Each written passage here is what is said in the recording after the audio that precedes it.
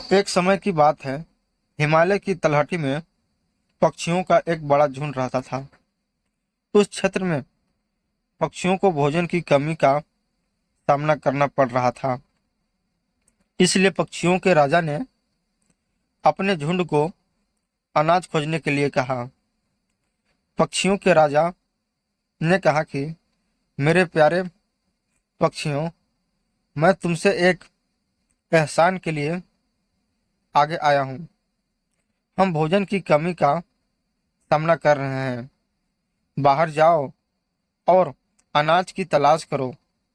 यदि कोई आपको मिलता है तो कृपया मुझे सूचित करें और हम इसे साझा करेंगे। पक्षियों ने सिर हिलाया और जल्द ही वे सभी भोजन की तलाश में उड़ गए। कुछ उत्तर की ओर चले गए, जबकि कुछ दक्षिण की ओर चले गए। झुंड में से एक पक्षी थोड़ी दूर उड़कर एक सड़क पर आ गया। वह सड़क अनाज से लदी गाड़ियों के गुजरने में व्यस्त थी।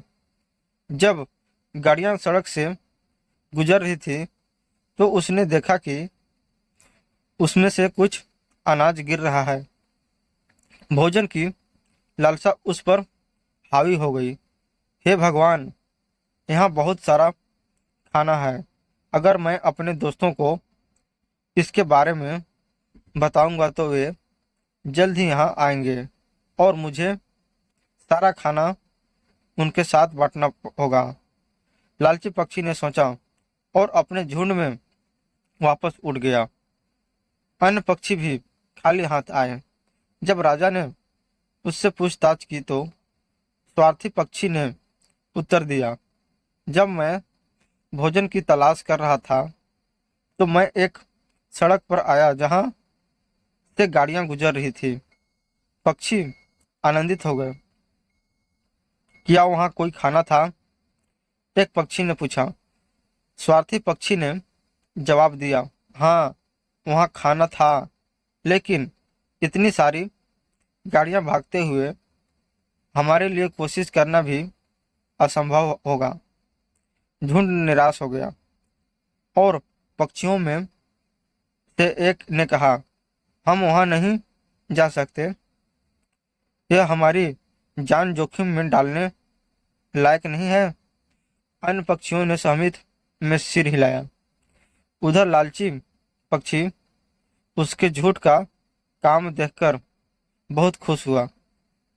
उसके बाद वह हर दिन चुपचाप उस सड़क पर उड़ जाता और भर पेट खाना खाता। उसके तीन बेटे कुछ ही समय बाद स्वार्थी पक्षी मोटा हो गया और अन्य पक्षियों को उस पर संदेह हो गया। उन्होंने राजा को अपना संदेह बताया। अगले दिन जब धोखेबाज पक्षी हमेशा की तरह सड़क से अपना पेट भरने के लिए उड़ गया तो राजा ने चुपचाप उसका पीछा किया। जब उसने उस पक्षी को दाना खाते हुए देखा तो उसने उसे धोखा देते हुए पकड़ लिया। राजा चुपचाप सारा दृश्य देखता रहा। जब लालची पक्षी खा रहा था, एक भरी हुई गाड़ी सड़क पर आ गई। पक्षी ने गाड़ी को अपनी ओर आते देखा, लेकिन वहीं खड़ा रहा। यह मुझसे बहुत दूर है। उस समय में मैं और अधिक खा सकता हूँ, धोखेबाज पक्षी ने कहा और खाना जारी रखा। पक्षी को पता ही नहीं चला कि गाड़ी की गति तेज हो गई है।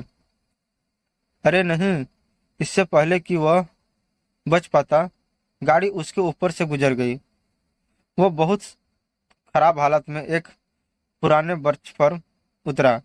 जब राजा उसके पास गया तो लज्जित होकर स्वार्थी पक्षी बोला, महाराज, मुझे बहुत दुख हो रहा है। माफी मांगते ही उनकी मौत हो गई। राजा झुंड के पास लौट आया और उसने जो कुछ देखा, जो कि उस लालची पक्षी के साथ हुआ, उसने वो सब बताया। अंत में उन्होंने कहा, मुझे आशा है कि आप सभी समझेंगे कि लालच किसी को अपने विनाश की ओर ले जा सकता है।